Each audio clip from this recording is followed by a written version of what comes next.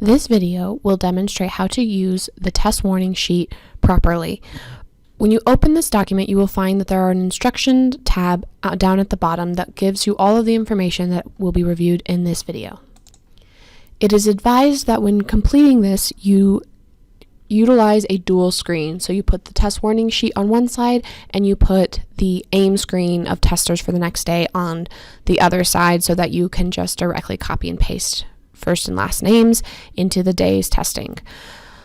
One thing to note, sometimes when you click on a day, it won't always select the very first box of A2 where you need to begin prepping. There's a slider bar down at the bottom that you can use, and as well on the right, to get to the correct location. So be aware of that if you think it is blank.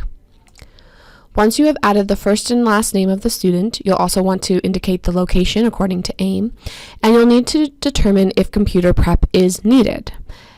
In the instructions, this goes over. So computer prep is needed if an approved accommodation is a computer for essay questions, a reader or text-to-speech, or speech-to-text software for exams, or if the exam instruction details provided by the professor indicate that the test will be online. Now, if none of those are there, there should be no computer prep needed, and you can just leave that field blank when you are prepping this.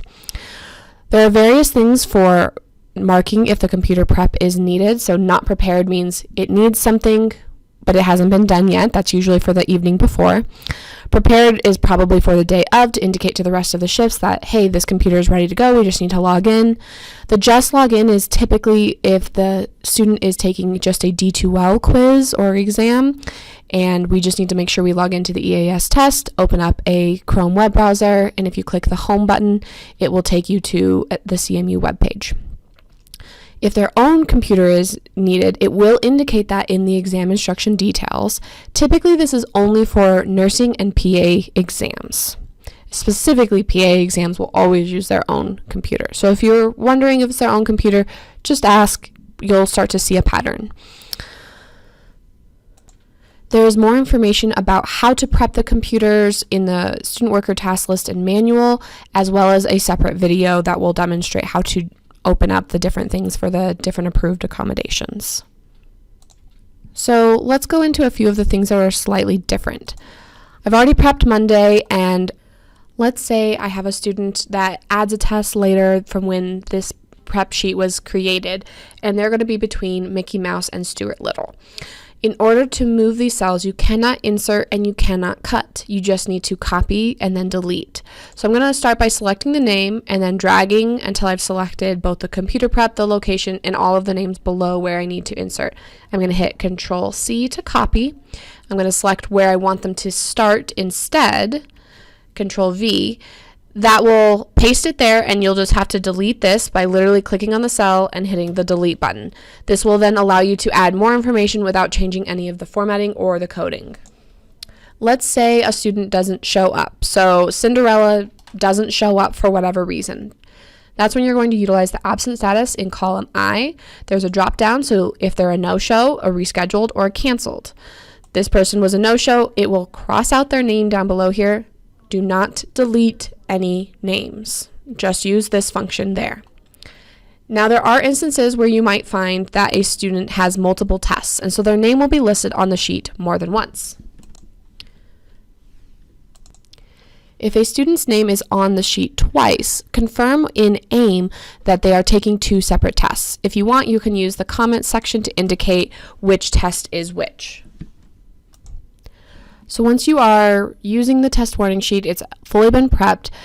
All of these will be marked as prepared. If they're not, you need to make sure that you are checking that computer before the tester arrives to prep anything that's needed.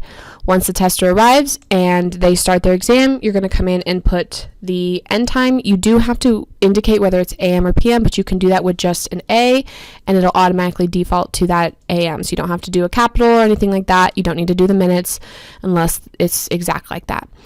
Warning given. When they arrive and they indicate they do not want a warning, you can say not wanted. If it's not needed, it means that they ended before their scheduled end time, and then otherwise you should always be marking yes. So this field should always be filled in. Time completed, again, you do need to put the AM or PM, but I can just indicate that with one letter. It will automatically change all this. Once you've cleaned the station, you can mark that as yes. Comments are great if we need to indicate that there's multiple testers or there's something unique about the preparation that's needed, or something that is going to help communicate to different shift people what is going on. Again, all the instructions to do all of this information can be found on the Instructions tab. If you have questions, feel free to ask, but make sure we are completing this. However, AIM is the priority. Marking them as started and completed in AIM comes before doing any of this stuff. This is mostly to make sure that we're making warnings and we're keeping track of what has been prepared and what hasn't been. You may also notice that the tabs are locked. That is so that you cannot change this field. When I try and click, it says this sheet is protected. So you shouldn't have to worry about marking any about the warning time. Each week, the supervisor will go through and delete these and create a new tab from the duplicate only. The duplicate only is just as it sounds. It should not be marked on or touched in any way. So just leave that one alone. That one's to be copied and to recreate the Monday through Friday. Hope this helps.